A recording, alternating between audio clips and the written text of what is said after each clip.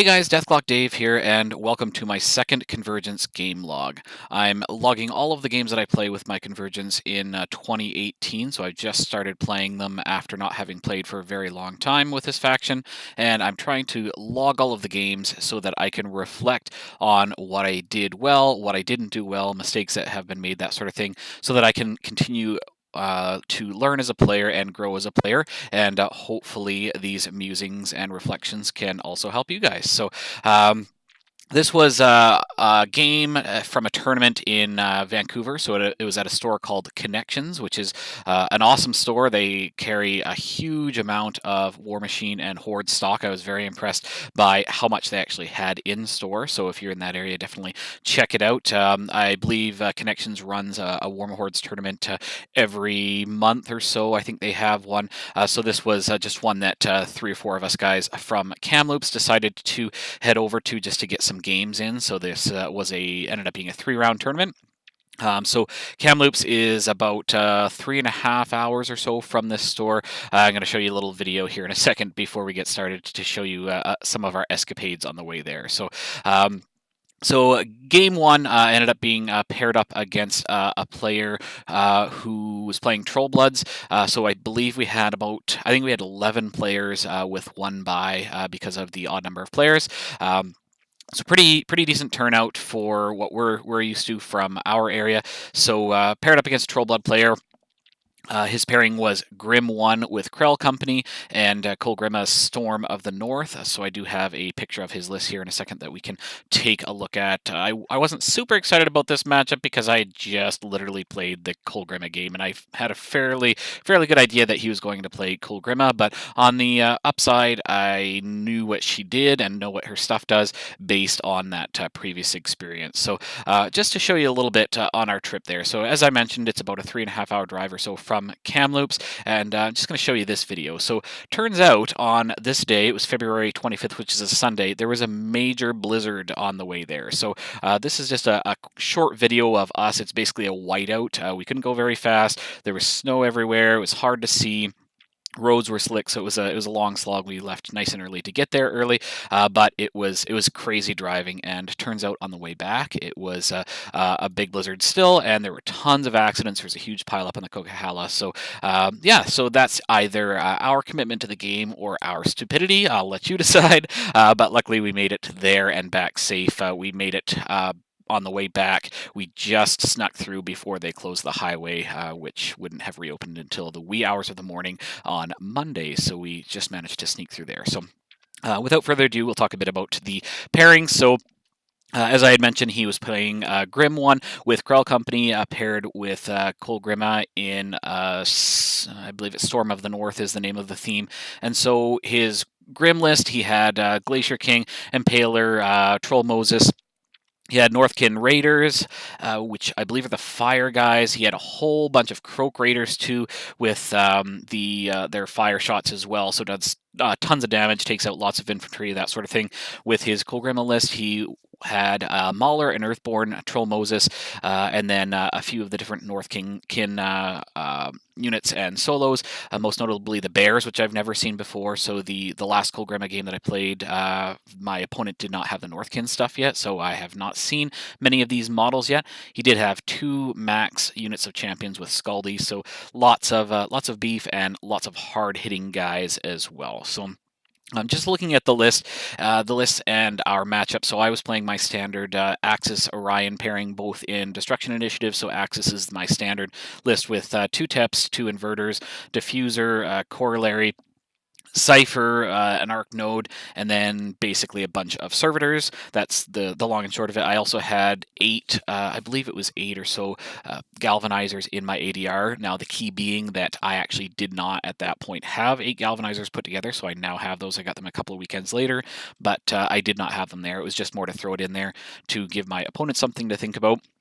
I also tried to be a little bit sneaky with my ADR and swapped out and put in the main list options that I may not have taken, so that it would maybe throw them off a little bit there. And then I just ended up swapping in for the standard list that I would normally take once we selected our lists.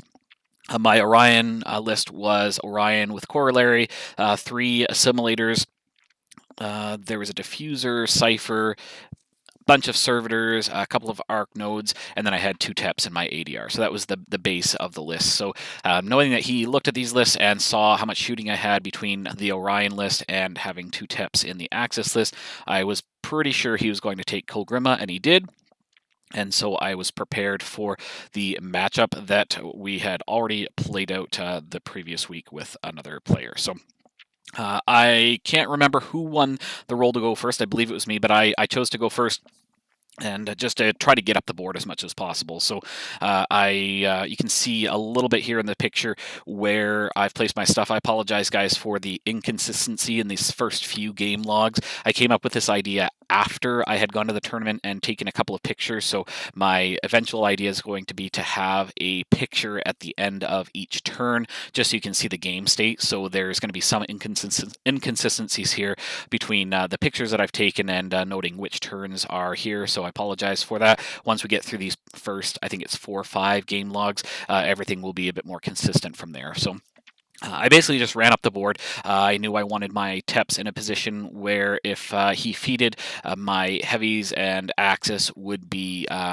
pushed back but bump into the TEP, so they couldn't be pushed back too far, so they could be stay fairly relevant. So everything stayed fairly central, moved up the board.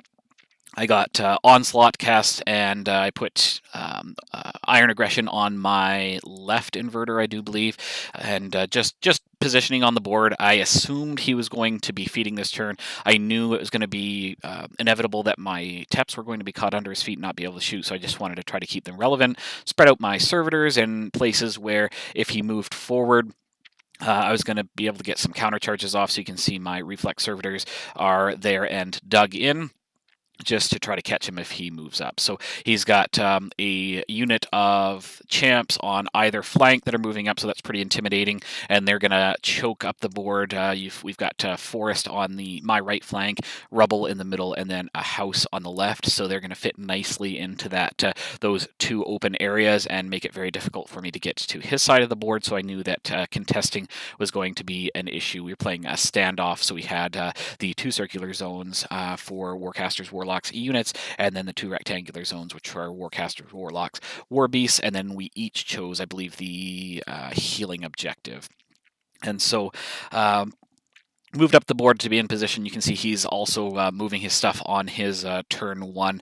So he basically moved everything up. I believe he took out or just moved up to engage the reflex servitor with his champions so that I could not countercharge. He tried to stay out of countercharge range. I don't have the picture of the turn 2, but it's basically his stuff moving up. Kolgrima put out a whole bunch of clouds in front of the champions to prevent me from retaliating on turn 2. So when he put those out, he actually did not feed. It kind of surprised me a little bit. So he did not feed on his first turn, I guess, to catch my stuff. So I was actually able to shoot on my turn 2. So he had his champions and everything moved up. He also had, you can't see in this picture, but on his turn 2, I guess I'll go over my turn 1 first. So he kept his 2 units of bears in reserve for the ambush, and that will come into play in a little bit here as well. So on my turn 2, I was excited about the prospects of actually being able to shoot that turn. So I moved everything forward to make sure I could get everything that mattered in feet. So I wanted to press forward as far as possible, catch all the important stuff, so the beasts and all of the champions in feet to neuter their movement and try to prevent their counterattack.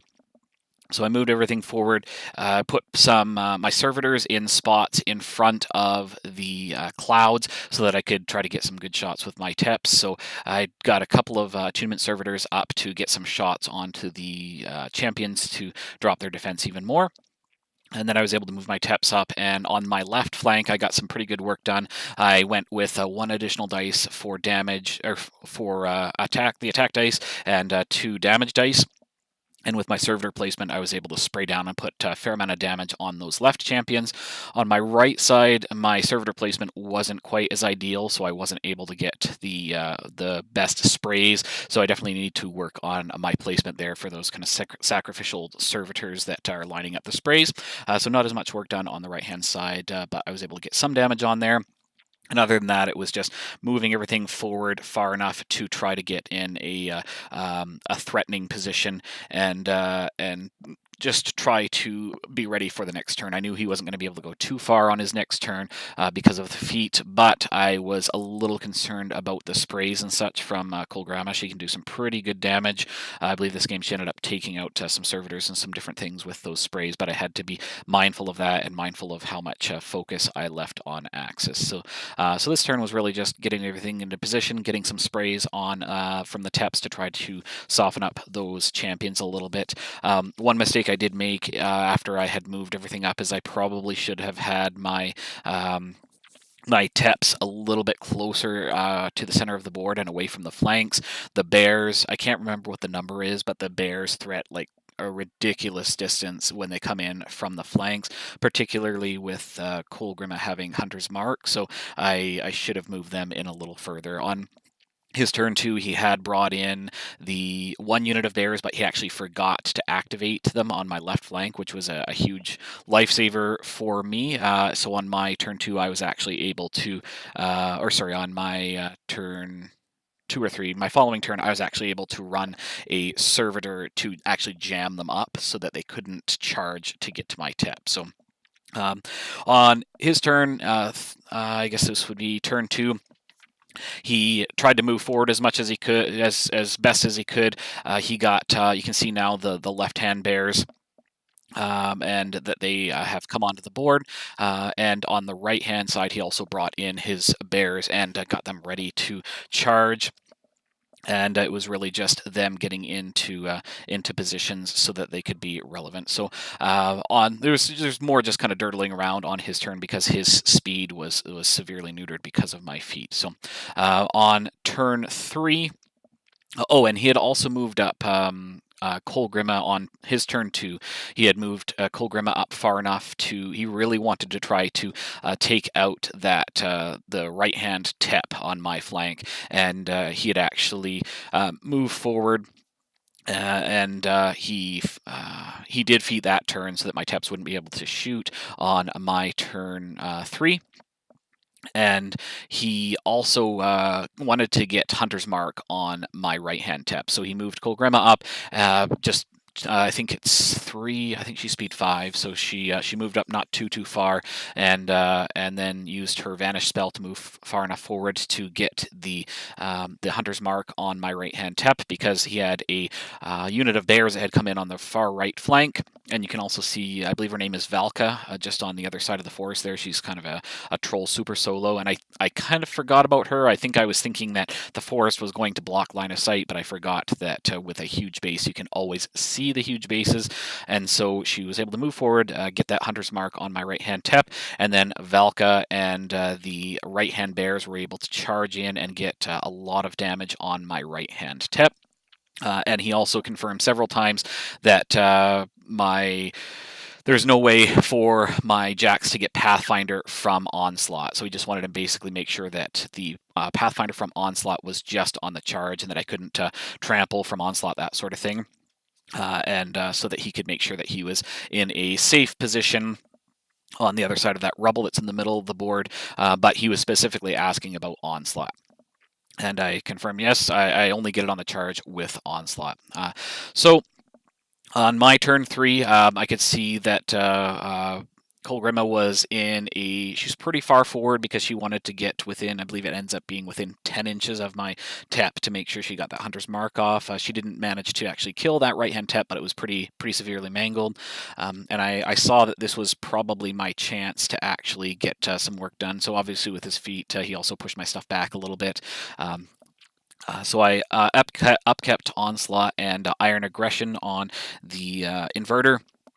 And he had actually forgotten that my mechanics could give out Pathfinder to the Jack. So that ended up being the key factor here, is that Onslaught did not matter. Onslaught does get around a lot of the aspects of Kulgrima's feat, because her feat effectively erases that Pathfinder icon from my Jacks, but the Onslaught grants Pathfinder again, but only when I charge. So she was pretty far up the board, and so I was actually able to get I allocated out enough focus, I believe, from the Corollary to the Inverter with the Iron Aggression. And I moved forward my mechanics, gave out Pathfinder to the Jacks, both inverters, and that's where he figured, okay, this is bad news, because he had forgotten that the Pathfinder could be given out by the mechanics. So my Inverter with Iron Aggression trampled forward for free with Pathfinder, trampled fully through the rubble, and landed right in front of Kulgrima. Oh, she had also put up clouds in front of her to keep her safe as well. So not only could I not charge, but because of the line of sight, but line of sight was also going to be blocked from any other shenanigans. So I actually trampled through the cloud to put my Iron Aggression Inverter right in her face. The first attack hit, it's automatically boosted for Iron Aggression. That knocked her down, did a ton of damage. I think she only had 2 Fury on her. Second initial obviously hit because she was knocked down, did a bunch more damage. And then I did 1 bot attack, and that ended up finishing her off. And you can actually see there's a proxy in the cloud to the right. That's the proxy for my other Inverter. So I'd actually placed him close enough so that he could induct get the focus from the first Inverter, I do believe, and I put him, I lined it all up so that he was actually going to be able to get in there. If for some reason my first Inverter wasn't able to finish her off, that second Inverter could have also trampled up and then finished her off as well, if I had maybe missed or she had toughed or something. So that was kind of my contingency plan in case that hadn't worked. But you can see I've got bears to the right of me in that tap. I've got bears to the left of me in that tap. Bears are dumb. The bears are just crazy how far they can come, how much damage they can do. It's just nuts. So they were definitely a good surprise, and good to learn about them and fear the bears going forward. But the big lessons learned for this one were primarily working on my placement for my servitors for when I'm spraying at them. I need to make sure I'm maximizing those sprays. I think I also probably could have put the the 2 inverters in the Cipher up a bit farther on my feet turn, because he was not really going to be able to get anything onto them under my feet with his can't charge or trample or slam and the -2 speed. They're going to be very safe, so I probably could have pushed them farther up the board so that when he moved forward and feeded, that they would have been even closer. But he figured he had done a pretty good job of protecting Kulgrima because of the lack of Pathfinder on the charge and also the line of sight blocking terrain, but I was able to get in there with the mechanics, hand out that Pathfinder, and win that game. I believe I had scored 3 points in my friendly zone, but it didn't really matter because he was also scoring on his zone. With those 2 lines of champions in the front, it was difficult in those early turns to get something into his zone to help prevent that scoring. So hope you guys enjoyed that game log. I will have the second game log from round 2 in this tournament up shortly. Thanks, guys.